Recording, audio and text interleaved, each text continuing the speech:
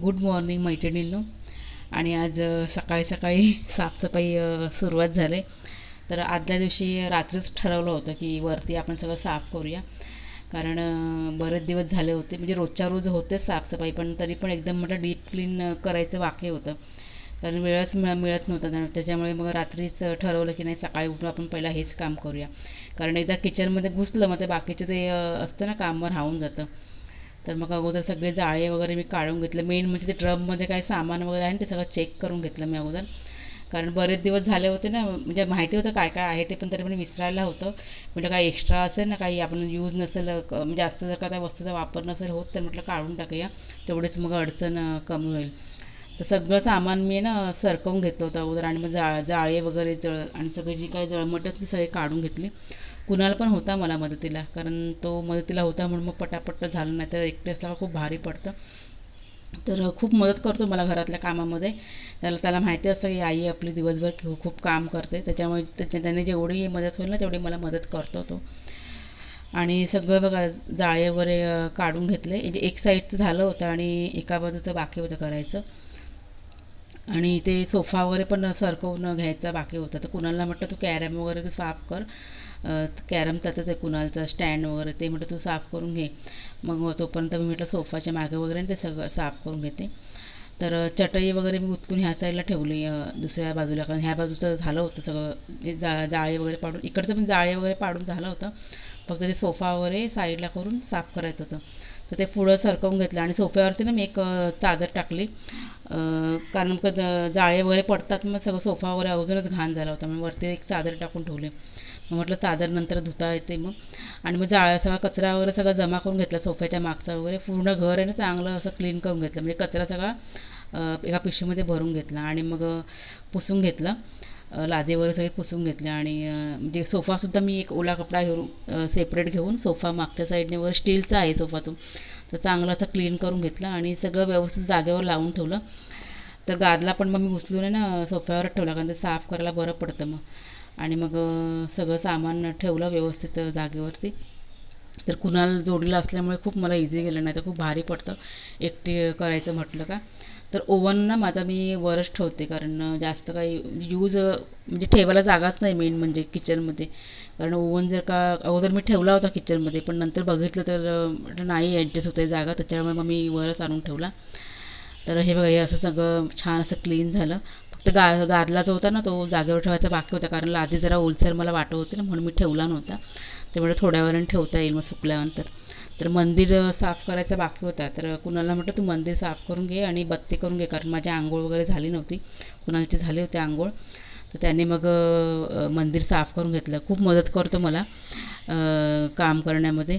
तर त्याच्यामुळे माझी भरपूर कामं ना खूप सोपी होतात, नाही तर एकटीला खूप भारी पडतं करायला. तर हे बघा मंदिर साफ करून झाल्यावर त्याने बत्तीसुद्धा करून घेतली. खूप गुणी आहे मुलगा माझा, खूप खूप गुणी आहे. तर असा मुलगा प्रत्येक घरी पाहिजेच. नमस्कार मैत्रिणींनो, मी प्रिया पवार आणि खूप स्वागत आहे तुमच्या आपल्या चॅनलमध्ये. तर आत्ता भरपूर म्हणजे आत्ता मला वाटतं काहीतरी 11:15 होऊन गेलेत. बरीचशी कामं आपली करून झालेत आणि अजून बरीचशी कामं बाकी पण आहेत. तर आता म्हटलं किचनमध्ये आले मी आणि मशीन चालू आहे कपड्याची. आज कपड्यांना जरा लेटच झालं. तर जेवणाला आता सुरुवात करत होती, म्हणजे जेवण अगोदर करून घेते आणि बाकीचं पण छोटं मोठं काम बाकी आहे, कारण आज वरती सगळं साफ केल्यामुळे सगळं काम जरा टाइम टेबल बिघडलं आहे कामाचं. म्हटलं अगोदर जेवणाला सुरुवात करते, जेवण करून घेते आणि थोडा वेळ तुमच्याशी बोलते आणि मग सुरुवात करते आपल्या कामाला. तर वरचा रूम क्लीन झाल्यामुळे खूप छान वाटते. आज एकदम मस्त झाले, छानच एकदम डीप क्लीन करून टाकलं. अजून खालचं बाकी आहे, कारण सगळं एकदम करायला घेतलं की नाही जमत, कारण बाकीचं म्हणजे इतर पण आपले घरातले कामं असतात ते सगळं मॅनेज करूनच करते. मग तर जेवणाचं पण काही अजून विचार नाही केलाय काय बनवायचं ते, फक्त किचनमध्ये आले एकदा सुरुवात केली का म्हटलं मग आपोआप होऊन जाईल मग. तर चला मग, कारण अजून पाणी वगैरे भरायचंय. तर सर्वात आधी मी ना डाळ भाताचा कुकर लावून घेतला.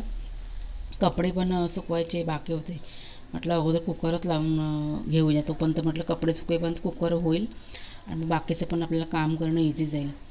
तर मग कुकर लावून झाल्यानंतर मी कपडे सुकवून घेतले पटापट. आणि तोपर्यंत एक कपडे सुकवता सुकवता इतर पण कामं मी करून घेतले होते. कुकर पण थंड झाला एक 10-15 मिनटानंतर. तर तुम्हाला बघा मी आदल्या दिवशी भेंडी फ्राय करून दाखवली होती, म्हणजेच भरली भेंडी. तर ती भेंडी बघा मी स्टोअर करून ठेवली होती डब्यामध्ये. तर तीच मी बनवली दुपारी मग जेवणाला. आणि कारण भाजी आहे ना फ्रीजमध्ये संपली होती माझ्याकडची, तर भाजी आता आणायला जायला पण वेळ नव्हता. तर म्हटलं तेच करूया आपणच. आणि सकाळी नाश्ता पण काहीतरी हेवीच झाला होता नाश्ता, त्याच्यामुळे मग जास्त काय असं जेवणाचं काही एवढं त्रास नव्हता आज. तर मुगाची डाळ मी आज केली होती छान अशी बघा, मुगाची कांदा टॅमॅटो वगैरे टाकून आणि लसणाची फोडणी देऊन मस्त अशी मुगाची डाळ केली होती, छान खूप मस्त झाली होती. मग भेंडी फ्राय करता करता बा डाळ पण मी फोडणीला दिली. तर डाळ की नाही मुगाची येल्लोवाली असते ना, टॅमॅटो वगैरे टाकून खूप छान बनते, आमच्याकडे आवडते खूप. म्हटलं बरेच दिवस बनवली नव्हती, तर म्हटलं आज तीच डाळ बनवूया. तर ही बघा आपली मस्त अशी भेंडी फ्राय झाली होती, भरली भेंडी. आणि ही आपली मुगाची डाळ, रंग बघा किती छान होती. आणि वालाची भाजी पण होती थोडी जोडीला. आणि सिमला मिरची पण मी कटिंग करून ठेवली होती, ती म्हटलं अशी फ्राय करून आवडते कुणाला, त्याच्या आवडीची होती, मग ते मी साईडला करून ठेवलं. मग आणि नंतरला जेवण झाल्यानंतर इथे बाहेर पाण्याचं तुम्हाला म्हणाल ना, पाणी भरायचं बाकी होतं. पाणी दुपारी येते ना 12च्या दरम्यान, 12:15ला. तर आज म्हटलं बास्केट वगैरे आणि बालद्या वगैरे घासायचं आज खूप म्हणजे एक 8 दिवसांनी मी करते. तर आज म्हटलं बालद्या वगैरे घासून टाकते. आणि भांड्यांची टोपली पण एक 8 दिवसांचा जसा वेळ मिळेल ना तसं मी करते. मी पण 8 दिवसाच्या म्हणजे जास्त गॅप मी नाही ठेवत, 8 दिवसामध्ये घासतेच बालद्या वगैरे. जास्त काय यूज केलं जात नाही बादल्या, पण तरी पण म्हटलं स्वच्छ राहायला चांगलं, त्याच्यामुळे करतेच मी वेळात वेळ काढून. पाण्याची मग वगैरे बघा रोज आपण आंघोळीलावर घेतलं ना काही ते चिकट होतातच, त्याच्यामुळे ते तर काय 1-2 दिवसांनी घासले जातात. तर बालद्या काय नेहमी नेहमी आपल्याला घासायला वेळ मिळत नाही, त्याच्यामुळे 8 दिवसांनी एकदा केलेलं चांगलं असतं. तर टाईम काढून मग करावंच लागतं मला मग ते. तर इथे सगळ्या पटापट बघा बालद्या मी काय म्हणते बालद्या काय बादल्या सगळ्या साफ करून घेतल्या. आणि कुणाला होतं जो पाणी भरत आतमध्ये, आज कुणाला मदत करू होता चांगलं, भरपूर त्याने मला मदत केली आज. तर त्याला म्हटलं तू एक बादल्या घेऊन जा आतमध्ये आणि भरून ठेव, मी म्हटलं इथे बाहेर तुला घासून देते. आणि बादल्या टब वगैरे सर्व घासून झाल्यावरती बाहेर पण मी साफ करून घेतलं. कारण ते घराच्या समोर कचरा वगैरे पडलेला घाण वगैरे असलेलं ना मला जमतच नाही ते, कारण रोजची सवयच झाली ती साफ करून घ्यायची. तर हे दुपारच्या वेळेस बरं पडतं, साफ केलं ना का एकदम ऊन पण पडलेलं असतं, मग चांगलं एकदम सुकून पण जातं, म्हणजे जास्त असं ओलसरपणा राहत नाही मग दरवाजासमोर. आता हे बघा, हे आता मी झाडू काढलं ना, एक 10 मिनटानंतर बघितलं ना, हे सगळं एकदम छान सुकून पण जातं आणि एकदम स्वच्छ दिसतं एकदम. आणि मग नंतरला जेवून बिवून झालं, ते काही मी शूट नाही केलं. आणि ही संध्याकाळच्या वेळेस कुणाला पकडून पकडून तेल लावावं लागतं, जरा पण तो ऐकत नाही. त्याला तेल लावायचं म्हटलं का त्याला खूपच कंटाळा येतो, त्याला आवडतच नाही केसांना तेल लावलेलं. तर आज म्हटलं बरेच दिवस, एक 15-20 दिवस झाले की त्याने तेलच नव्हतं लावून घेतलं, तर आज त्याला जबरदस्तीच केली की नाही तू आज तेल लावूनच घे. तर हे संध्याकाळच्या वेळेस म्हणजे चहा नाश्ता संध्याकाळचा दिल्यानंतर त्याला मी आज जबरदस्ती बसवलं, नाही तुला तेल लावून घ्यायचंच आहे.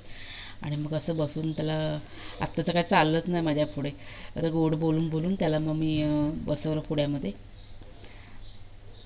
तर शांत बघा बसला होता. त्याला काय समजत नाही का, लहानपणापासूनच त्याला हे तेलाचं, लहान असताना पण असंच करायचं, तेल लावून घ्यायचाच नाही तो, तर त्याला सवयच झाली आहे ती. त्याला अजिबात ते चिकट चिकट होतं ना चेहरा वगैरे, मग त्याच्यामुळे त्याला आवडत नाही. तर त्याला म्हटलं आठवड्यातनं एकदा किंवा 8 दिवसांनी 2दा मी सांगते त्याला लाव, पण तो नाही ऐकत. आज तर 15-20 दिवसानंतर तो माझ्या हातात आला होता.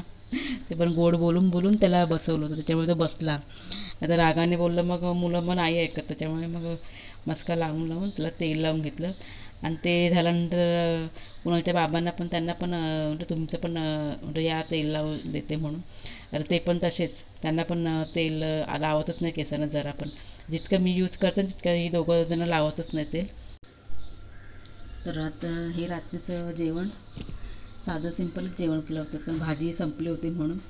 तर व्हिडिओ मी इथेच संपवते आजचा. आवडला असेल तर नक्की लाईक करा, शेअर करा आणि बाय बाय सर्वांना.